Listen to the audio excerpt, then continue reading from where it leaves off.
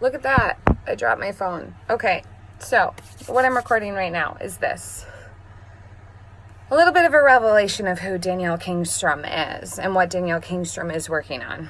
And I really think it's weird referring to myself in that person. Okay, so I am writing a book about monogamous relationships because I am in one. Originally, I didn't have this in mind. That wasn't my goal. That wasn't my plan. That's not what I was going to write to. What I wanted to write to was just kind of like, I don't even know what it was. It was kind of a monograph of what I've been experiencing as I've been understanding that what I'm experiencing is some kind of a deconstruction, kind of midlife crisis, kind of spiritual awakening.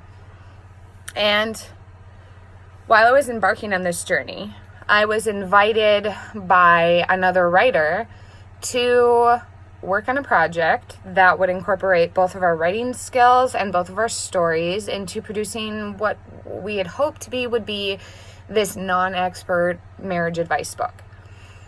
And I think it's safe to say that we both kind of deconstructed while working on this book in such a way that it made us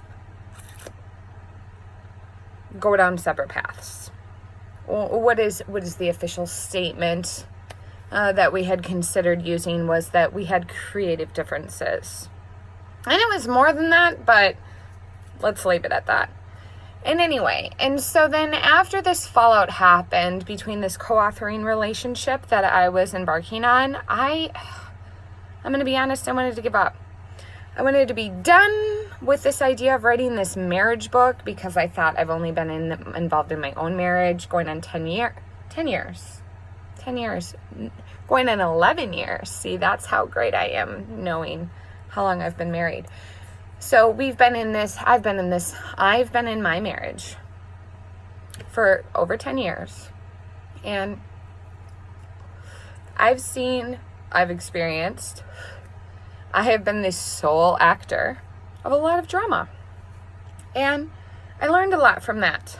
But even still, 10 years feels like nothing, like not a big deal, like nothing worthy of bragging about, surely nothing worthy of writing about, even if it includes infidelity, even if it includes experimenting with bondage, even if it includes an experience with having a child out of wedlock with another man's baby while your husband is deployed in Iraq, things like that. And so I struggled because I thought, who would want to hear my story? And so I went through this and I have been, and I am in this period of this self-doubt, which feels like it's transforming into this self-loathing on top of it. And is making me feel just completely uncomfortable with writing this book and making me feel like I am the last person that should ever give relationship advice. But at the same time, I have to add, I have a lot of people reach out to me, right?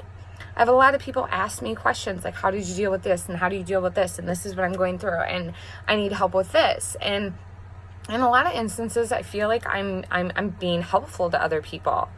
And in a lot of other instances, I feel like people present me with problems and I have no idea what to do. But I also know that I'm not the only person that's experienced something like that. I mean, come on. We go through these exchanges every day in our life with people present us with all these problems and they expect us to have the remedy to the problem and here we're going to resolve these issues. I mean, even today I was like, I had to hurry up and figure out whether or not I could be a problem solver for my almost 20-year-old daughter's problems, right? And it was just kind of juxtaposed next to me competing with focusing my attention on writing my book. And these issues come up and interrupt our plans. And that's kind of how the invitation to write a marriage book happened, right? I had this whole mindset of here's what I'm going to do. And then somebody kind of intervened and was like, hey, do you want to write this marriage book with me? And I put a lot of time and effort into it. I put a lot of research into it. I bought so many books that I'm so glad I bought. But in hindsight, I racked up a lot of debt. And I justify it by thinking that at some point I'm going to get some kind of recompense and reparation almost. And that all of this work and all of this effort and all of this time and energy and money is going to produce some kind of a whirlwind for me that I can profit off of, maybe even just break even off of. But there's also that potentiality that's going to be a big old fluffy fail, and it's not going to do anything for me. And so I have all of these anxieties circulating in my brain while I'm working on this. It's taking time away from my husband. It's taking time away from my kids. And it's making me insane. And how do you justify that? And then today, there's this woman I follow. Her name is Dr. Celeste Holbrook. And she's like a sexpert. And she's like sex-experienced. And I love that because I'm sex-experienced too. Or that's at least what I say that I am. Is I'm sex-experienced. And she's stuck. She is dealing with a writer's block. And I thought, oh, girl, me too. Like, I am so stuck. So here's where I'm at. It always comes down to the sex chapter for me. When I was working on a completely different manuscript with the previous co-author that I was working on, it's like we got to the sex chapter and then we tried to move on, and I was like, the sex chapter is just like sex, not what I expected, right? And so I kept wanting to go back and revise and revise and revise. And what I really started to sit with is to think that, like, I'm kind of like that in real life after a real sexual experience. Like, I don't know if it's the same for you, but sometimes I kind of go through something like, could I have done that better? Or could I have prolonged that? Or did I have to come right away? Or this or this or that, right? Should I have worn that outfit? And should I have done that position? And just everything, right? And so that's where it's been with all of both instances. So, like, after the whole co-authoring experience, like, collapsed, I tried to continue writing to the same voice that we had been writing with together. And I'm not going to lie. And I'm not going to feel bad about admitting this either. And I am done protecting the dignity of the other author. I wrote 80% of the book. I had written 80% of the manuscript that we had worked on previously. And I wasn't about to let it just go, right? Because I had spent 6 months investing my time and my energy into writing this book, into producing something for at least it to influence and impact and help encourage at least one other person, because that's really the goal. If I can change one person's experience for the better, I feel like that's a win for me. And so I had to start from scratch because it just wasn't authentic. And coincidentally, that was one of the problems I was having with the co-author, is I felt like he wasn't being authentic. And authenticity means a lot to me. And so I started over, and that was like in April. I had to completely start from scratch, come out with a new outline, come out with like new objectives and new concepts that I wanted to speak to, and what kind of ideas I wanted to reveal to people that had really made an impact in my own sexuality and in my own relationship. And jumping into that, and then I had to start from scratch, and I'm up into July now. And I mean, I'm feeling really great about the progress I've made, considering I don't have a bunch of free time to just sit in front of a computer and write whenever I want, considering that writers, you all hear me, you all know this. We can't just sit down in front of a computer and go, no, I know I'm going to write, and I'm just going to get it all out, and here we go, and tap, tap, tap, tap, tap. It doesn't happen like that. There has to be somewhat of a jolt of this inspiration. An inspiration that I ultimately feel is divine, because otherwise why would I feel called and convicted to even do this? But nonetheless, so I had to start over.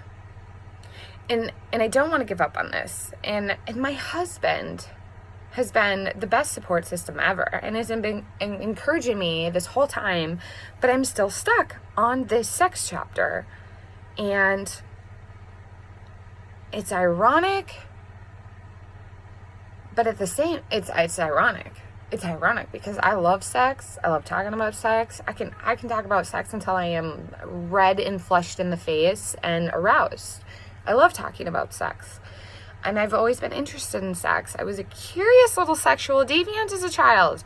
I was a nosy, curious, invading little shit that messed with everybody's, like, preconditioned notions of how a child should be. And so then I evolved into this adult who is still just as obsessed with sex as ever.